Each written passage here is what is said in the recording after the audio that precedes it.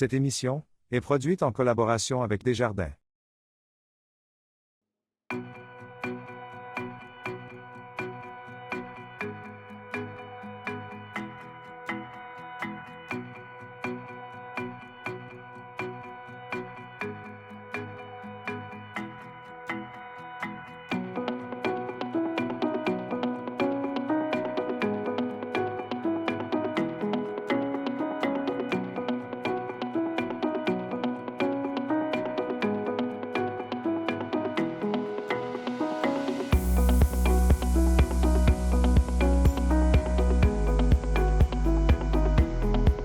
Bonjour, je m'appelle Dale Hanley et je vais vous accompagner tout au long de cette série On découvre, on bouge au fil de l'eau.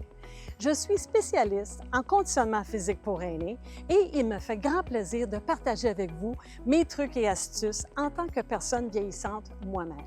Mais avant, je laisse la parole à M. Éric Lafrenière de Desjardins.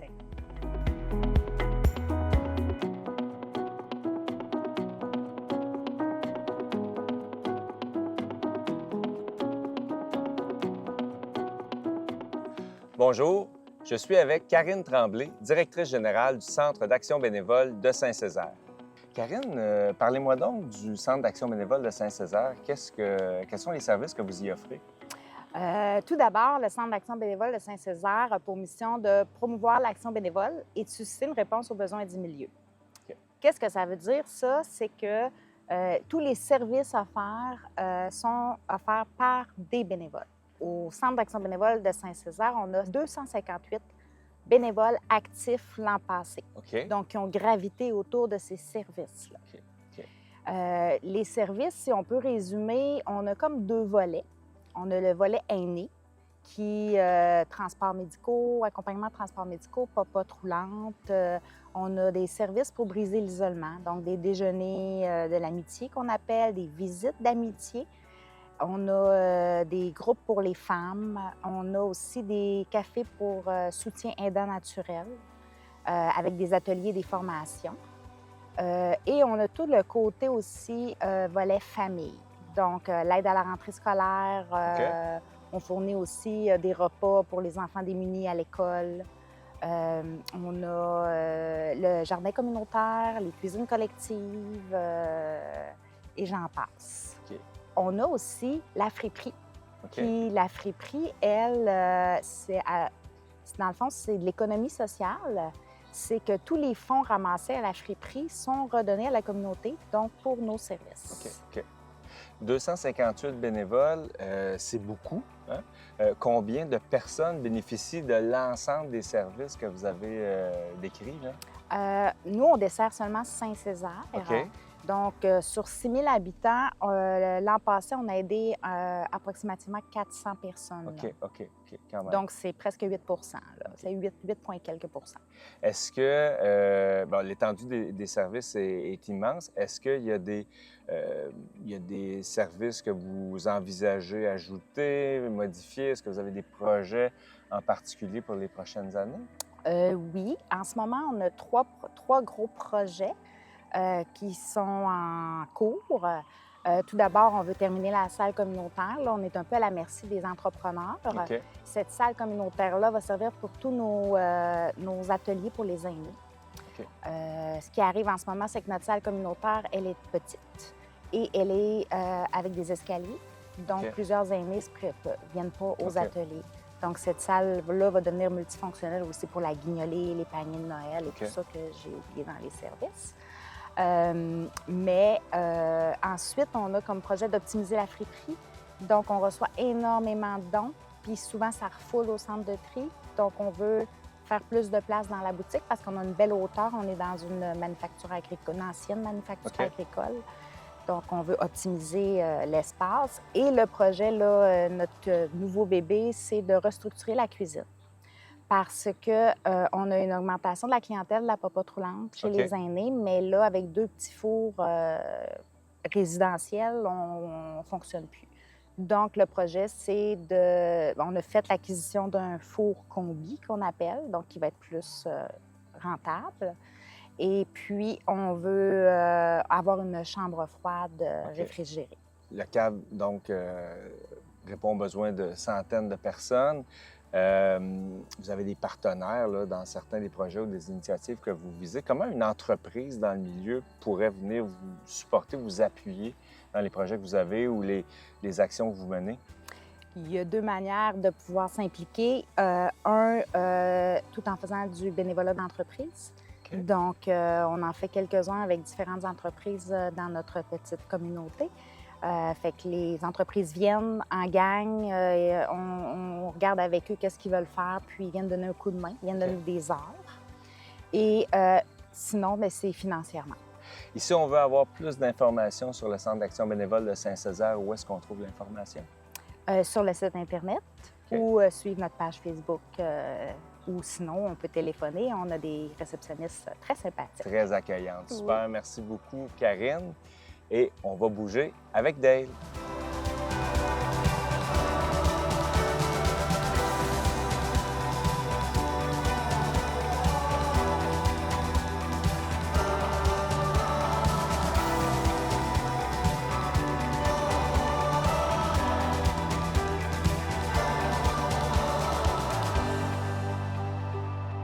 Aujourd'hui, on va dérouiller notre corps de la tête aux pieds. Saviez-vous qu'il est recommandé de faire 150 minutes d'exercice par semaine? Oui, 150 minutes. Ça peut être décortiqué. Ce n'est pas nécessaire de faire 1 heure d'exercice en continu. On peut faire des 15 minutes ici et là et atteindre notre 150 à la fin de la semaine. Alors, l'objectif principal, évidemment, de rester active, c'est de maintenir notre autonomie et notre qualité de vie, surtout notre qualité de vie. Alors, dans vos entraînements, je vous recommande de prévoir un moment pour le renforcement musculaire, pour maintenir votre masse musculaire. Peut-être 2 fois par semaine, ça serait une belle recommandation que je pourrais vous donner. Travaillez aussi au niveau de votre équilibre. Alors, vous pouvez faire des exercices d'équilibre spécifiques ou vous pouvez choisir une activité telle que le yoga ou le tai chi qui vient travailler spécifiquement aussi votre équilibre. Aussi, c'est important de travailler un petit peu notre flexibilité, des étirements pour améliorer notre souplesse et notre mobilité. Alors aussi, je pourrais peut-être vous recommander d'être régulier. C'est pas toujours évident, mais quand on intègre dans notre quotidien des 10-15 minutes ici et là, ça devient une habitude. Alors, on peut être régulier, on pourrait aussi choisir des activités qu'on aime. Ça, c'est très important. Alors, on intègre dans notre routine quotidienne et des activités qui nous font plaisir et ça nous aide à rester régulier dans nos exercices. Alors, on va passer à nos exercices de la tête aux pieds aujourd'hui. Merci d'être là avec nous aujourd'hui.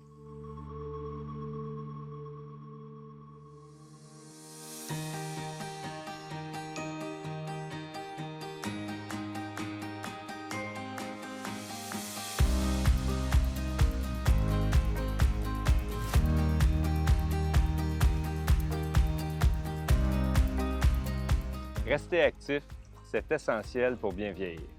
Mais être bien accompagné financièrement, c'est tout aussi important pour favoriser un bon équilibre de vie.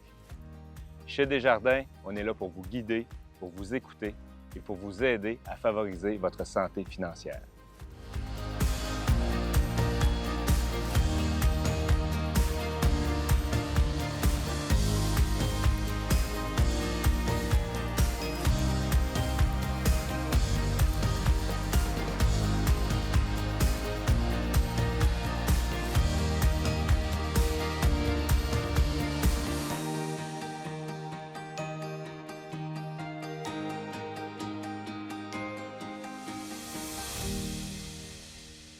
Revisons notre posture avant tout. Alors, on va s'asseoir bien droit et on va pousser le dessus de notre tête vers le ciel. On va rentrer le menton, on soulève le sternum et puis on va soulever nos épaules. On va aller porter nos omoplates dans la poche arrière. Voilà. Alors, nos épaules sont bien positionnées, ils sont vis-à-vis nos oreilles. Et puis, on va rentrer le nombril comme si on va aller toucher la colonne vertébrale avec notre nombril. Alors maintenant, vous deviez avoir l'oreille alignée avec l'épaule avec la hanche. Si on serait debout, on ajouterait le genou et la cheville. Alors voilà, bien important d'avoir toujours un corps bien aligné avant de commencer nos exercices. Aussi, il est très important, plus qu'on vieillit, de donner de plus en plus de temps à l'échauffement. Alors, on va commencer notre échauffement avec un exercice amusant. On va tout simplement gigoter. Je vous invite à mettre vos mains devant vous comme ça, là, puis on va gigoter, puis on va gigoter les pieds aussi. Allons-y. On gigote, on gigote. On va faire circuler le sang. Et voilà, on va revenir et on va refaire cet exercice de gigotement à quelques reprises durant notre séance aujourd'hui. Alors, on va continuer notre échauffement avec une marche. Alors, on va simplement faire une petite marche. Je peux peut-être suggérer d'avoir le genou et main contraire. Pourquoi pas venir travailler au niveau du cerveau en même temps. On s'assure de ne pas couper notre respiration. Alors, on continue à respirer normalement.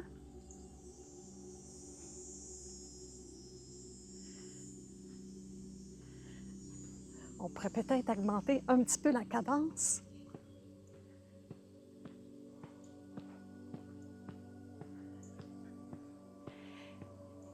Et voilà. Et on gigote. On gigote. Bon, on revient à notre belle posture. Et puis, on va commencer par le haut, on va descendre jusqu'en bas. On va s'assurer de bouger chaque articulation. Alors, on y va avec le cou, où on va regarder de chaque côté, comme si on dit non.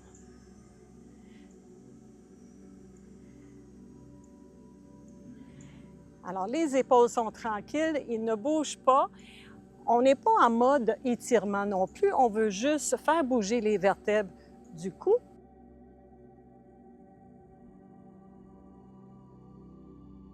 On va revenir au centre, on va regarder en haut et en bas.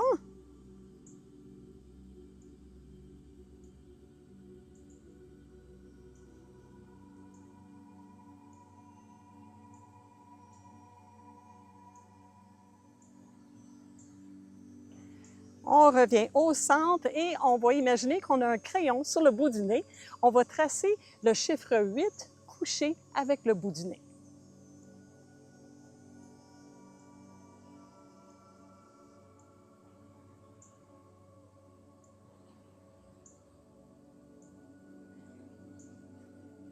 Et voilà pour le cou.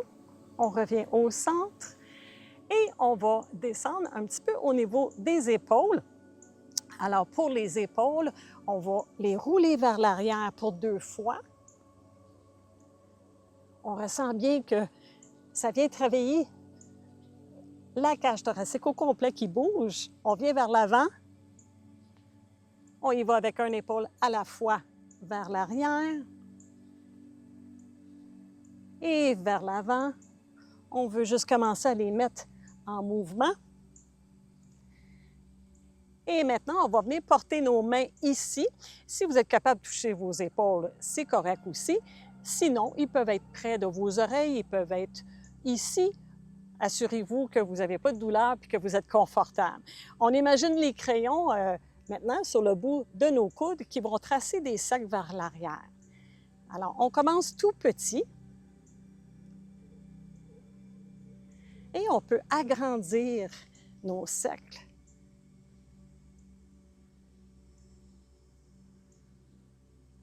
On revient tout petit. Et puis, on va changer de direction. Alors, je fais mes cercles dans l'autre direction, vers l'avant, et je vais les agrandir tranquillement, de plus en plus.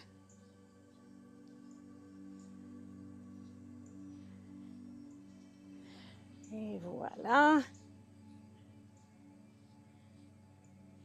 On revient doucement, on peut bouger un petit peu nos épaules. Et puis, on va descendre au niveau des coudes maintenant. Alors, je viens déposer mon coude dans le creux de ma main et je vais simplement tourner.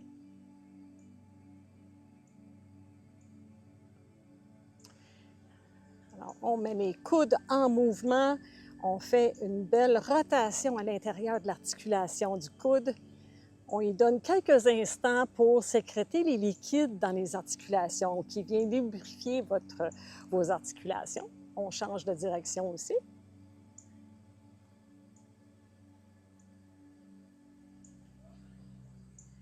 Voilà. Et puis, on va aller faire l'autre coude. Alors, on tourne. Dans une direction. Toujours, on fait toujours les deux côtés du corps, les deux directions aussi, quand on fait des mouvements de rotation. Voilà.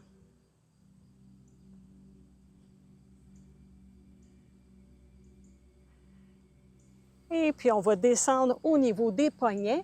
Alors, les poignets, on va faire une rotation. Mais là, je vous invite là, vraiment à bouger tous vos doigts. On peut bouger aussi les coudes.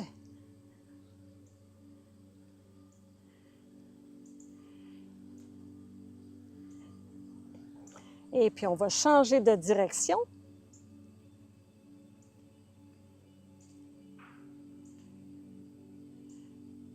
Voilà. Et puis, on va maintenant cacher nos pouces à l'intérieur de nos mains. Alors, je mets les pouces à l'intérieur et je referme mes doigts par-dessus et on fait une rotation de cette façon. Alors, on ressent bien le travail que ça fait. Ça tire un petit peu plus.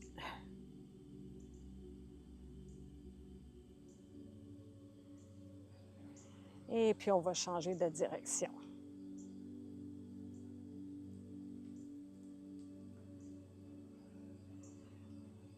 Voilà. On secoue tout ça. Et puis, on pourrait peut-être gigoter un petit peu aussi avant de passer au niveau du tronc. On a fait le cou, les épaules, les coudes, les poignets, les mains, les doigts. Alors, on va descendre maintenant à cette section ici qu'on va bouger dans toutes les directions.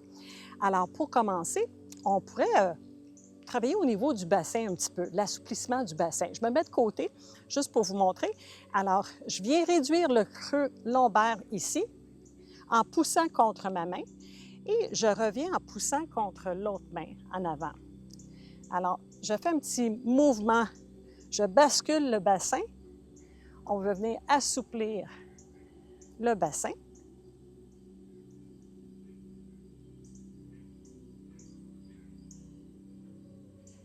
Et voilà.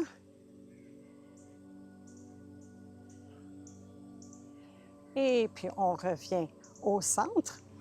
On va maintenant courber le haut du dos comme un chat d'Halloween. Alors, on courbe le dos. Alors, mes mains sont près de mes genoux.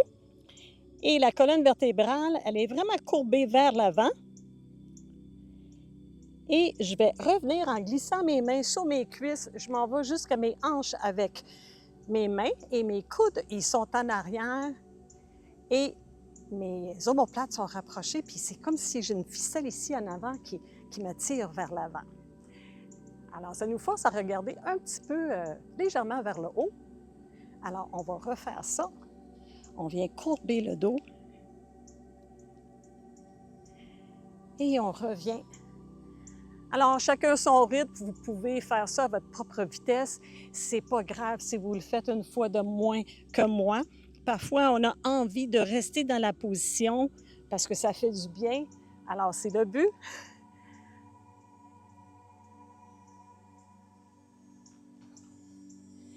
Et on va courber.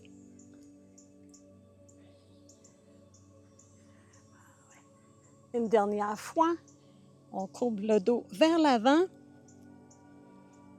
et on courbe la colonne vertébrale vers l'arrière. Et on va revenir à notre position initiale. On revise notre belle posture avant de poursuivre. Et puis, on va faire un exercice qui s'appelle l'exercice de la théière. On met une main sur la hanche et l'autre sur le dessus de notre tête. Alors, avant de commencer, on va s'assurer qu'on est bien positionné. On peut venir mettre notre main en arrière de la tête et s'imaginer qu'on est vraiment bien appuyé contre le mur. On revient ici, On essaie d'ouvrir le coude le plus possible, puis on imagine qu'on est une théière et puis qu'on veut verser avec notre coude du thé dans une tasse. Alors, on y va quelques fois. Je vous invite à détendre vos épaules. Parfois, on a tendance à les soulever.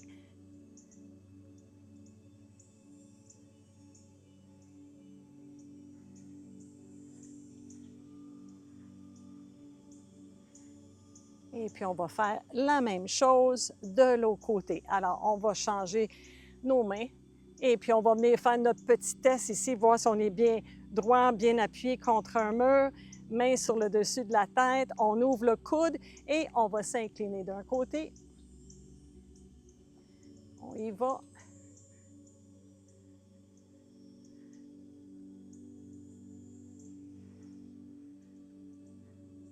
Encore une autre fois. Et voilà. Alors, nous avons bougé notre colonne vertébrale, le tronc, vers l'avant, vers l'arrière et de chaque côté. Maintenant, on va y faire une petite torsion. Une torsion contrôlée, c'est pas inquiétant quand on fait une torsion, puis on le fait lentement, puis c'est contrôlé. Alors, il n'y a pas de danger. Je vous invite, pour le but de l'exercice, de vous croiser les jambes si vous pouvez. Sinon, vous ne les croisez pas. Et j'en profite pour vous dire qu'il faut se défaire de cette habitude de se croiser les jambes. Alors là, aujourd'hui, c'est seulement pour faire l'exercice. Parce que quand on a les jambes croisées comme ça, il y a un déséquilibre au niveau de notre corps. Alors, on va venir placer soit votre main, le dessus de votre main, l'avant-bras ou le coude. Alors, on va venir joindre nos deux mains ensemble comme ça. Et puis, on va suivre des yeux notre main qui vient en ouverture. Et on va revenir.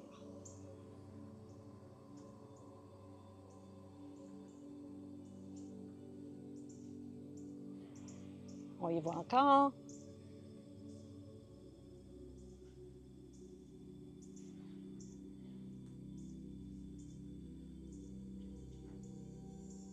On y va encore pour 2 fois. La deuxième fois, on va rester dans la posture un instant. Alors, la prochaine fois, là, on reste dans la posture avec la main au ciel. On regarde notre main, on reste ici un moment. On va prendre une belle respiration complète. On inspire et on expire. Voilà, on revient tout doucement. Et on va se défaire de notre position lentement. On décroise nos jambes. On pourrait bouger un petit peu. On y va tout doucement. On va faire la même chose de l'autre côté. On va se croiser les jambes. On vient placer soit notre main, l'avant-bras ou le coude. On vient joindre les deux mains et c'est parti. N'oubliez pas de suivre votre main des yeux. On en profite, ça vient travailler la propriospection en même temps. Peut-être que vous le remarquez, vos yeux sont sur votre main, puis vous voyez le décor qui bouge, l'arrière, le décor en arrière qui bouge.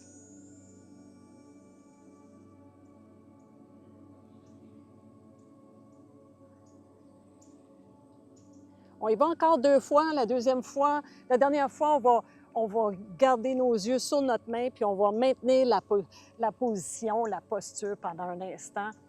Alors, avec une bonne respiration complète, on inspire par le nez et on expire par la bouche. Et on va revenir tout doucement. Voilà. Et on prend notre temps, on se défait de notre position. On ne veut rien brusquer. Et voilà, on peut bouger un petit peu. On a bougé notre tronc dans toutes les directions. Toujours important de réaligner notre colonne vertébrale. Et ensuite, on va passer aux jambes. Alors, on descend tranquillement nos mains. On remonte, on se déroule, on engage les muscles du bas du ventre, on rentre le menton. Et voilà.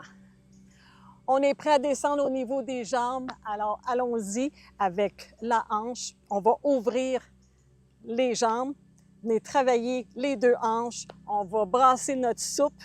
Alors, allons-y. On imagine une grande marmite et puis on veut pas que ça colle sur les rebords. Alors, on y va en grande amplitude. Un exercice qui est excellent pour tout le corps, même la digestion. Il y a un massage qui se fait au niveau des organes internes quand on fait ça. Et c'est un exercice qui peut être fait après un repas copieux. On va changer de direction. On s'en va de l'autre côté.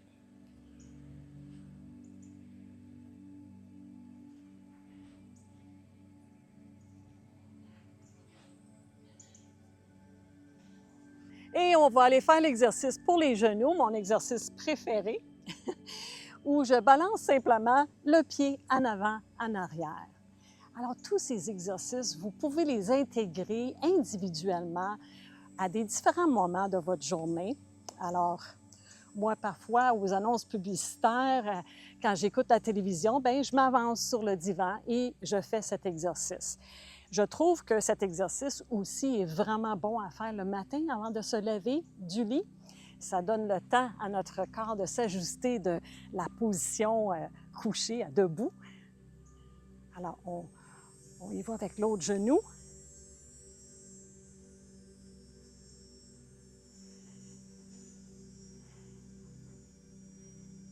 Et puis, on va y aller maintenant avec la cheville. Alors, la cheville, on va simplement tourner la pointe des orteils dans une direction. Et dans l'autre. L'autre cheville aussi.